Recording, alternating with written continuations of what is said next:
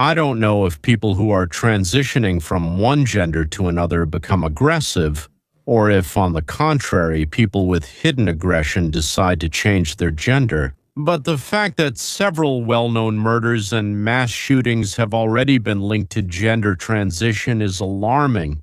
At the school in Nashville, Audrey Heil was, I don't know which gender to refer to, by the original or the one they were transitioning to, was in the process of transitioning. A biological male killed 6 adults and 3 children.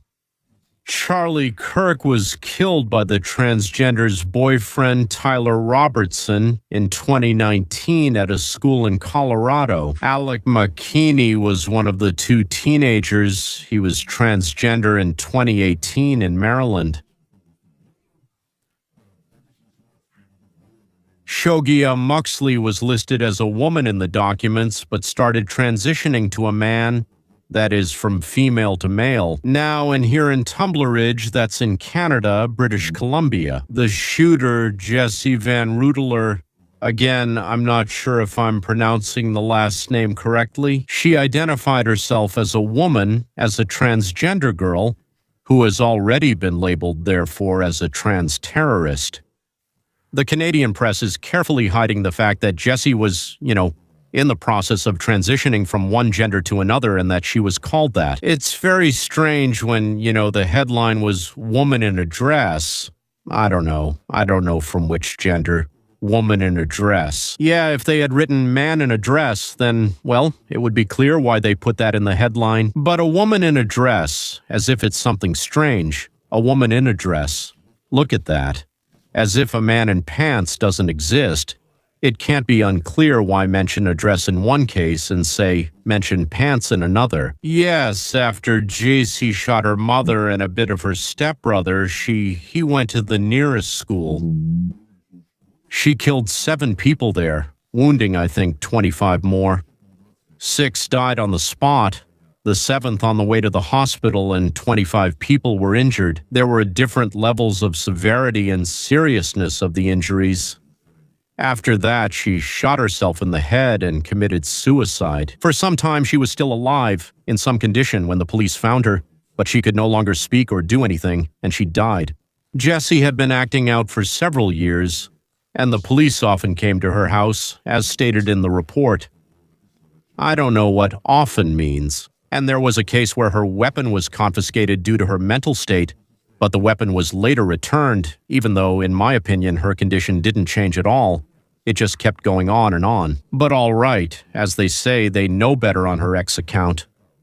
Well, at least 99.9%. It's just her under a different name, so that's often how it's discovered, but all the data shows that it's her. That means she has a neo-Nazi flag, so Sopenheim is happy. I don't know what that is, but it's clearly some kind of symbol. Or maybe that's what the flag is called. And also there's a trans pride flag. She, also he, she. They were proud that they are transitioning, so I have this pride. I just don't understand. I don't understand what gay pride or lesbian pride is, but it means they're proud to be gay. I don't know, I don't understand any of this. I'm behind the times. I already have grandchildren who probably understand this stuff. I'll have to ask them. She has reposts and approving comments about other mass killers, and by the way, also several racist and anti-Semitic posts. Jessie wrote that, "Sorry, Zionists demand that I hate Jews." Well, it's clear, yes, that we're not dealing with a completely ordinary person, yes, so that Zionists demand that I hate Jews. I don't even understand how to approach this. Yes, then she writes, well, that she hates Jews. For some reason, the Zionists needed that. I'm sorry that I'm laughing, it's just my nature. Jessie wanted to live in, as she wrote, a white ethno-state, and at the same time she actively watched videos of deaths, for some reason specifically of white people, so she liked to watch. Maybe she wanted to live in a white state to kill white people? That's quite possible. By the way, yes, it seems she was trying to combine transgenderism with, I don't know what to call it, with racism, with anti-Semitism, well, with something like that, yes, with white supremacism. Or maybe... I don't know. There is no manifesto or suicide note. None has been found.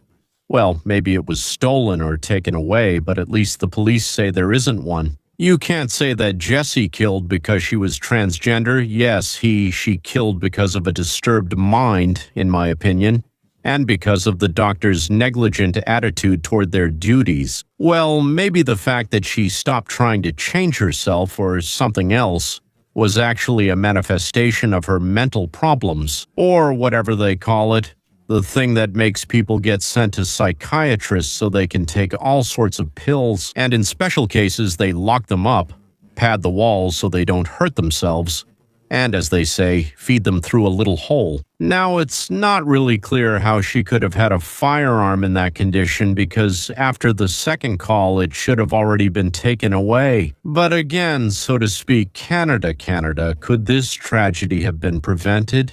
I think yes. Jessie, considering the combination of psychosis, statements, and interest in deaths on the internet, she was on some medications for a long time, spent time in special medical institutions, and under no circumstances should she have been given the opportunity to have free access or approach, what they call having the ability to get it at any moment.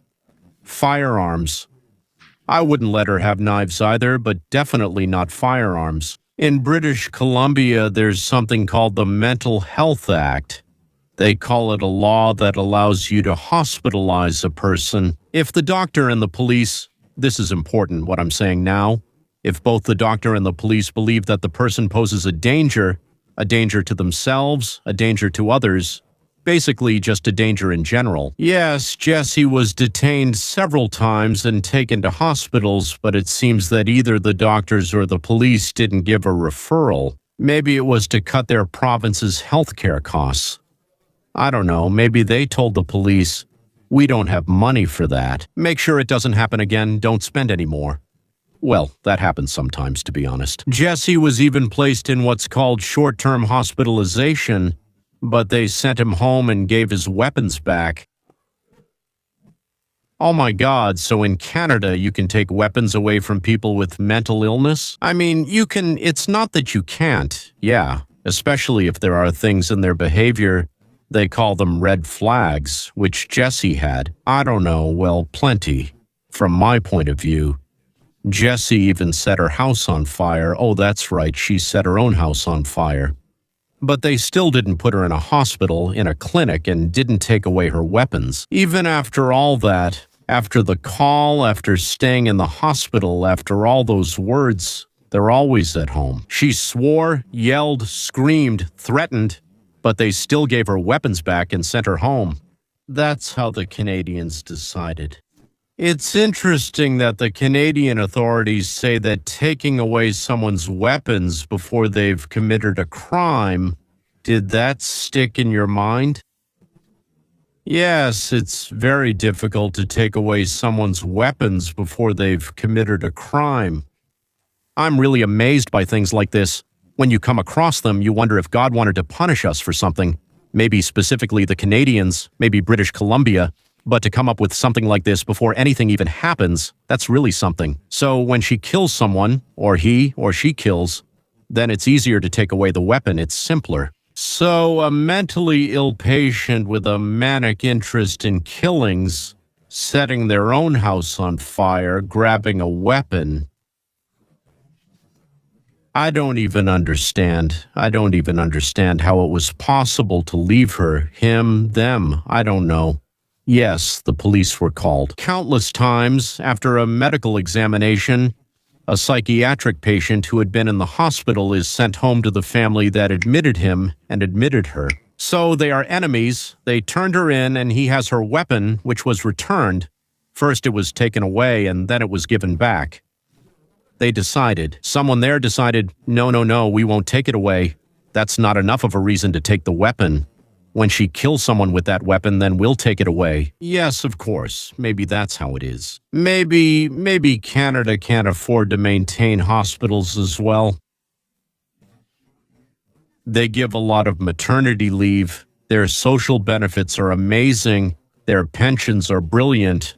Much better than what we have here and so on. They spend a lot of money, so now they don't have enough for the Navy. They've long since stopped caring about it and just gave up on the Navy and everything else. If someone conquers us, then so be it. What can you do? But for now, we'll live well and keep giving. For maternity leave, however long you're pregnant. If it's 15 years, then it's 15 years vacation. I'm joking, as you know. I don't know the exact leave duration. In Canada, it's 6 months to 3 years. In France, I think it's 3 years.